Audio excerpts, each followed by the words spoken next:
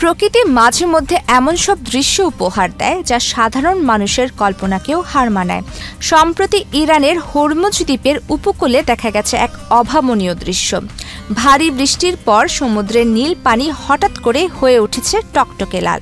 দূর থেকে দেখে মনে হচ্ছে যেন সমুদ্রের ঢেউ নয়, বরং কিনারায় আছড়ে পড়ছে রক্তের স্রোত।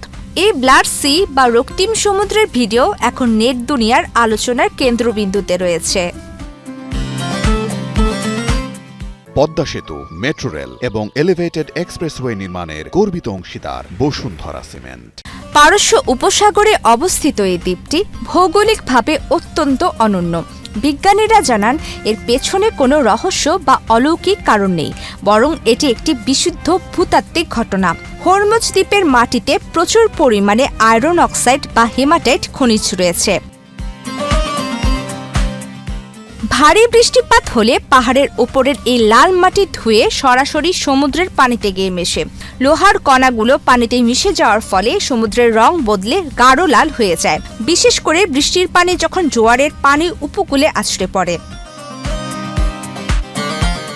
হরমুজের মাটি সরাসরি খাওয়া হয়। এখানকার স্থানীয় বাসিন্দারা এই লাল মাটিকে বলেন জেলাক। এটি কেবল শিল্প কারখানায় বা প্রসাধনী তৈরিতেই নয়, বরং খাবারের স্বাদ বাড়াতে মশলা হিসেবেও ব্যবহৃত হয়। স্থানীয় তমসি নামক রুটি এবং বিভিন্ন আচার তৈরিতে এই খনিজ সমৃদ্ধ মাটি অন্যতম প্রধান উপকরণ। লাল সৈকতের এই দৃশ্য দেখতে প্রতিবছর হাজারো পর্যটক ভিড় করেন হরমুজ দ্বীপে। তবে বৃষ্টির দিনের এই রক্তিম রূপ এক বিশেষ আকর্ষণ যোগ করে।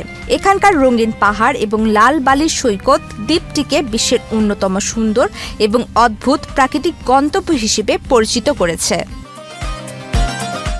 প্রমিতি কিবরিয়া ইসলাম, বাংলাদেশ প্রতিদিন।